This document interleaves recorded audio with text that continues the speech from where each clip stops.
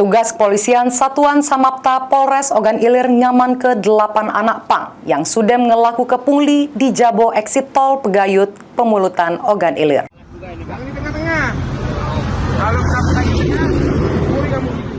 Inilah video amatir pas petugas kepolisian Sat Samapta Polres Ogan Ilir dipimpin Kanit Turjakwali Samapta Polres Ogan Ilir Aibtu Beni Harmoko ngelaku ke pengamanan terhadap siko pelaku pungli di depan Jalan Pegayut Pemulutan Kabupaten Ogan Ilir. Aibtu Beni Harmoko ngungkap ke berdasar ke laporan yang diterima tim saber pungli Kepolisian Polres Ogan Ilir adonyo 8 uang budak pang atau budak jalanan yang meminta sejumlah duit sama sopir kendaraan truk Fuso maupun kendaraan pribadi yang melintas. Dari 8 budak pang ini, 6 lanang samo 2 betino.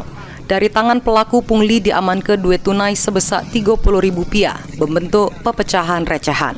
Kedelapan budak pang ini kemudian didata polisi, samo diminta untuk tidak ngelaku ke perbuatannya lagi ke kendaraan yang melintas di Pegayut samo jalan-jalan lainnya. Ahmad Romawi, PAL TV.